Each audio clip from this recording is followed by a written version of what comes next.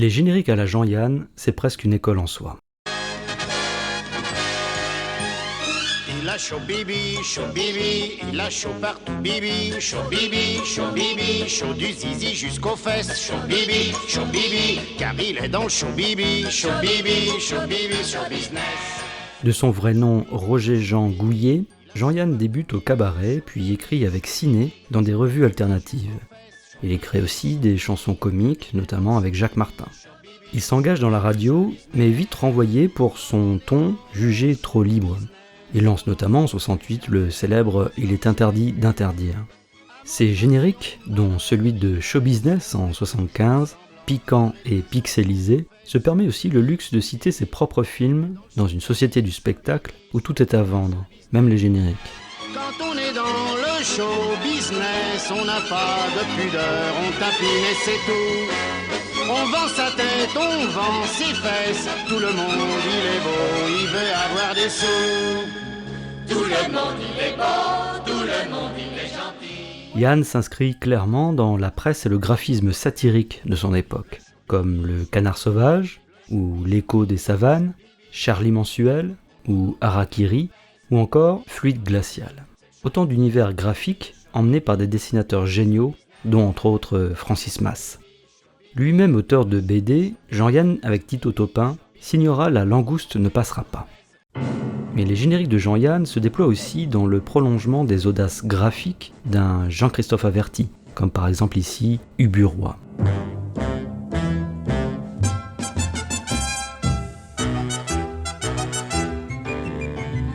Bref, on est loin des génériques dans lesquels Jean-Yann tourne en tant qu'acteur à la même époque. Que la bête meure de Claude Chabrol, Le saut de l'ange d'Yves Boisset, Week-end de Jean-Luc Godard, Nous ne vieillirons pas ensemble de Maurice Pialat.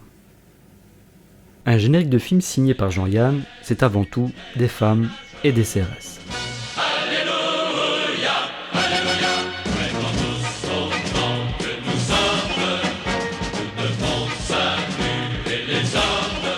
Le générique chez lui devient une scène, un haut-parleur à texte sarcastique, anticléricaux, souvent anard, écrit par Yann lui-même et musicalisé par Michel Magne.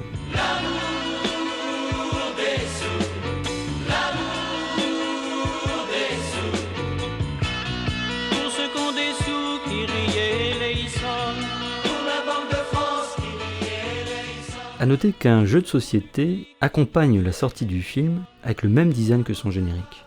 Un déploiement graphique particulièrement rare dans le cinéma français.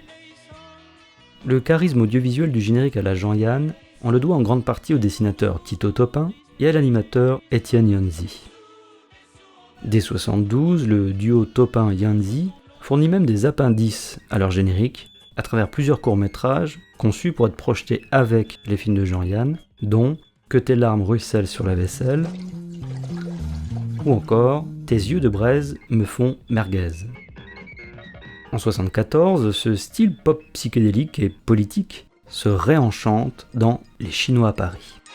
Plus flashy que chez Solbass, plus politique que chez Maurice Binder ou Jean Fouché, le générique selon Yann, Magne, Topin et Hanzi constitue une mini-série insolite dans l'histoire du cinéma. Une sorte de micro-courant dont les inventions pourraient bien inspirer les directeurs artistiques contemporains ainsi que les réalisateurs, que jadis on appelait parfois aussi cinégraphistes.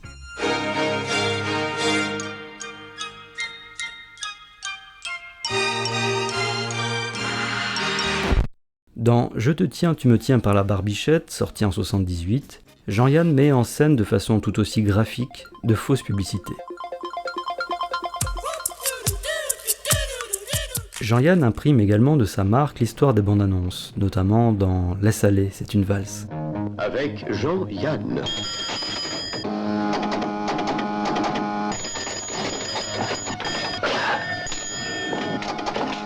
Le séduisant jeune premier français. Il dessine durablement ce personnage de râleur macho, notamment dans le générique de Erotissimo, dès 1969. Me tartine-tu une tartine?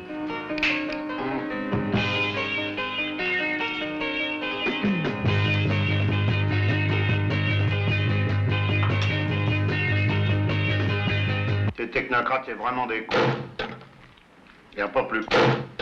Touche à tout talentueux, comme l'est aujourd'hui Alexandre Astier, Jean-Yann propose en 82 un générique anachronique pour 2h moins le quart avant Jésus-Christ, et il recommence 2 ans plus tard avec Liberté, Égalité, Choucroute. Mais s'il ne fallait retenir qu'un générique de Jean-Yann. Quand les pavés volent comme de grands oiseaux gris, en plein dans la gueule des flics au regard surpris. Quand ça Gay-Lussac, lorsque partout l'on entend le bruit des matraques sur les crânes intelligents. Pourquoi pas ce générique réalisé en 72, pour tout le monde il est beau, tout le monde il est gentil.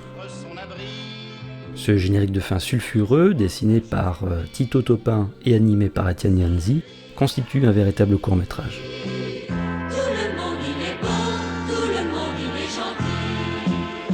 Le propos développé ici n'est pas la sous-culture, mais le soulèvement de la culture, un grand haut le cœur face à la barbarie. Ce générique de fin devient une séquence de résistance, un cinétracte alternatif, un porte-voix dur mais libérateur, un chaos qui ne rentre pas dans le rang, mais se poursuit après la projection jusque dans la rue et l'actualité la plus mortifère.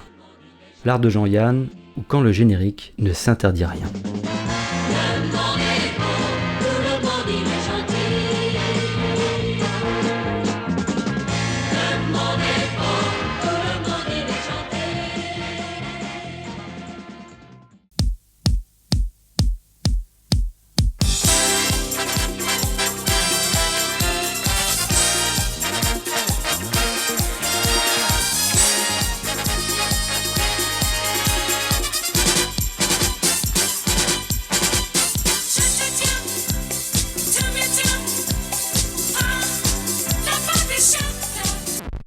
Quel tas de cons. Quel petit tas de pauvres petits cons.